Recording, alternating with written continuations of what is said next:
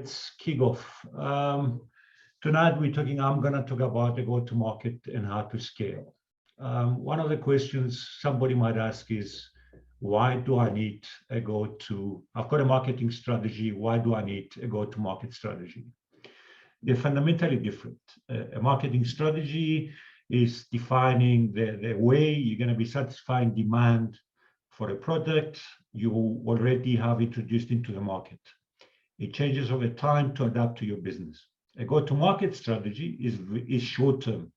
It's involving research, it involves planning, and it's normally about a product that hasn't been introduced, or it's about introducing a product to a new segment, and it also allows you to change your to increase your existing product sales. Now, what do I use as the basis for a go-to-market strategy? You have to look at the customer journey.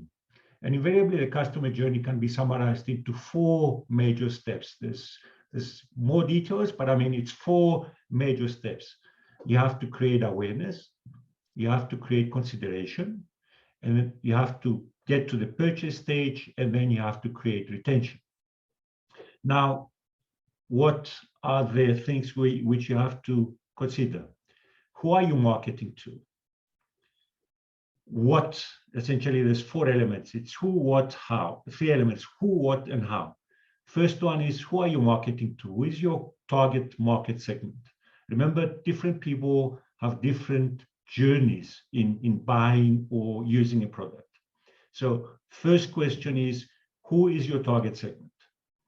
Second question is, what is that target segment those users are looking for? What are their goals? What are their problems? And what marketing strategies do you need to help them to reach? Do you need to help you to reach that specific market segment? In that go-to-market strategy, you have to figure out the how.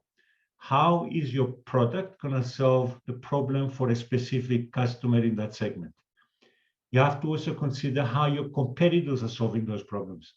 And then the next one is, how do you strategically position, price that product you're selling or you're offering to get the best results? Now, let's go into the scale. Oh, sorry, we sort of skipped the point.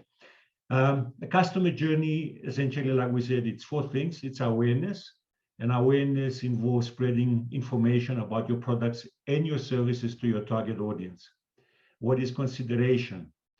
It's essentially about focusing on promoting that product to get the customers or the potential customers to give a second thought to your product. Remember, there's a lot of noise in the market. There's a lot of similar products. Why would they even consider your specific proposition? When you try to essentially convince potential buyers to purchase your product, what do you need to consider? And it's the questions we asked before. How do they purchase? Where do they purchase? Do they buy through platforms? What do they consider before they do that purchase? How easy would it be to purchase your product as opposed to something else? And then once you get the guy to purchase your product, you have to keep him engaged. You have to keep him using your product and not moving somewhere else. And essentially, you need certain elements in terms of that, and it's a continuous process.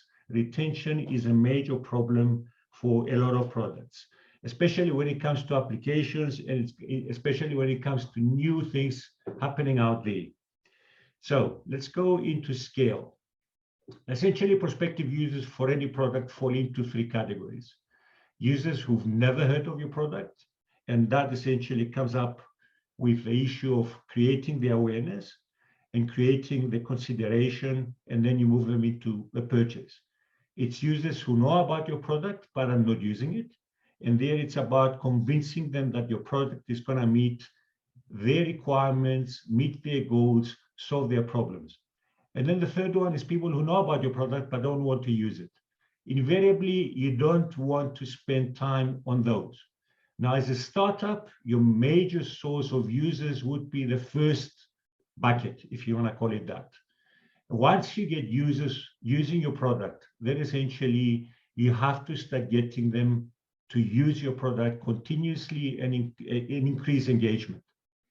Now, to get sustained growth, growth comes from acquisition, activation, engagement, and what's called virality.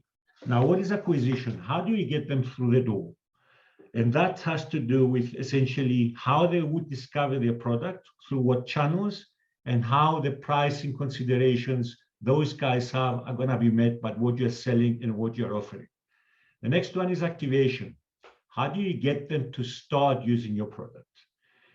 Have you done usability testing? You can use some of the people to give you feedback in terms of their experience during the whole process to improve your product.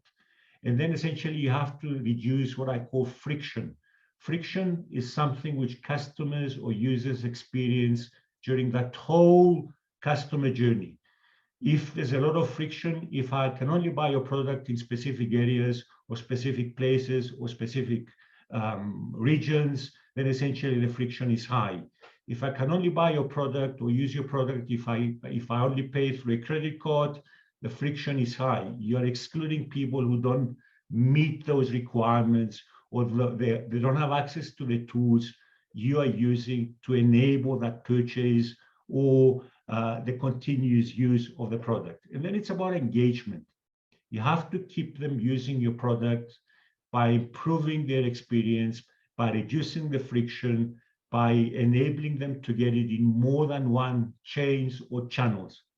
And then you get to virality. Virality is what's going to give you the scale, and it's what's going to get you essentially people using your product through word of mouth. Now, in summary, it's certain things. It's about choices and choices. And it has to do with things like market segmentation. Is it going to be a standard product? Is it going to be a customized product? And that has essentially implications in terms of your market segment, your market size. Is it going to be for outliers? Is it going to be for everybody? And then essentially you have to consider the market about your product. Is it a long-term market?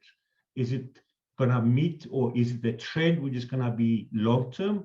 Or is it the fad? It's going to be there for a day and it's going to disappear 3 months down the line when people get bored with your product, with your solution. Your product essentially is not keeping up with the evolution of their needs and their,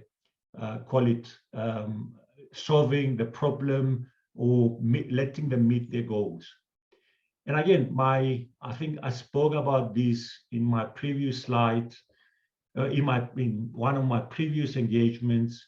You've got tools which are going to help you figure out all those things.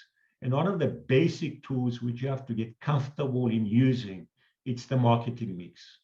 Again, it's going back to your product, your segmentation, your pricing, to meet the customer needs, to enable them to go through the journey, reduce the friction, and get people to use your product and give you the scale. That, in essence, is all I had to say for tonight. Thank you.